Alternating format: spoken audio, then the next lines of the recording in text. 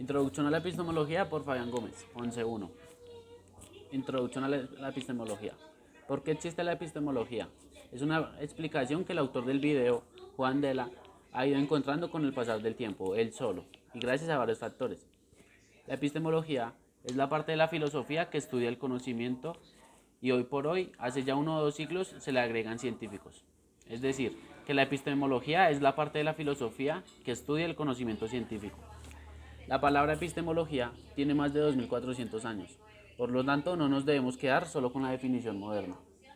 La palabra epistemología proviene del griego y como siempre pues estas palabras tienen varios significados, pero el significado que más resalta sobre la palabra epistemología es conocimiento.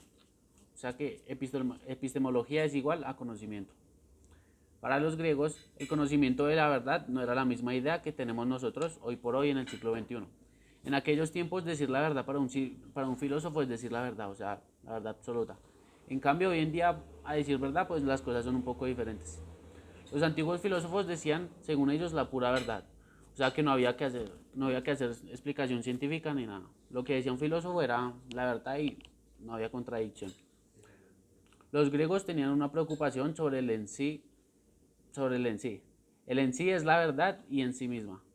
Simplemente uno tiene que observar esa verdad. En cambio, el sujeto moderno piensa que él es el centro del universo y piensa que la verdad es el conocimiento que él sabe y no la verdad misma. Por ejemplo, cuando Platón habla del mundo de las ideas, no se está preocupando por él mismo, se preocupa por el mundo de las ideas. O sea, si en verdad existe este mundo o no, no se preocupa por él. Cuando Aristóteles está buscando algo o investigando algo, a él no le importa él mismo, él busca la verdad y un poco de cosas ajenas al sujeto. O sea, no, antiguamente el sujeto no les importaba mucho. Lo que pasa es que nosotros entendemos a la epistemología desde la modernidad y la postmodernidad. Después de Immanuel Kant, nuestra cosmovisión cambia mucho, ya que después de este no podemos pensar en una filosofía que pensaba en sí mismo, en el sujeto. Nuestra cosmovisión es una cosmovisión después de Kant, y no podemos entender el mismo modo que la entendía Platón. Por eso siempre es bueno hacerse el compadre de los filósofos antiguos, que pensaron 1000 veces más que yo y 1000 veces mejor que yo. Los medievales eran unos genios del pensamiento. Realmente ellos para su época estaban muy avanzados. Kant nos fue habilitando después del siglo XVII la idea de que el sujeto es el centro del universo y que el sujeto es su sujeto crítico. Y es un sujeto que tiene que poner las causas de cómo hay que conocer. Para los griegos, conocer era menos importante que las cosas en sí mismas. Lo que le importaba a Platón no era el conocimiento del mundo de las ideas, sino le importaba si existía o no este mundo. Cuando uno está en la filosofía, buscando el en sí mismo de las cosas, está en preocupaciones metafísicas. Y los griegos tenían preocupaciones metafísicas. Los medievales tenían un planteo epistemológico distinto y a la vez un poco parecido a los griegos.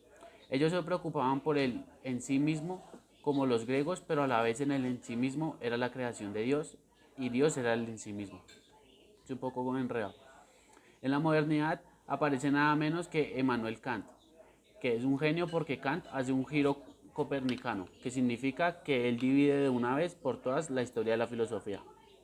De ahora en más empezamos a estudiar al sujeto. O sea, después de Kant empezamos a estudiar solo al sujeto, no tanto a las ideas. Y Kant nos dice que nosotros somos el centro del universo. La epistemología lo primero que nos invita es a diferenciar el conocimiento científico del conocimiento cotidiano. La epistemología que tenemos en nuestra cabeza dice que el conocimiento vulgar, o sea, al conocimiento vulgar hay que pagarle menos que al conocimiento intelectual. El conocimiento intelectual le pagan más.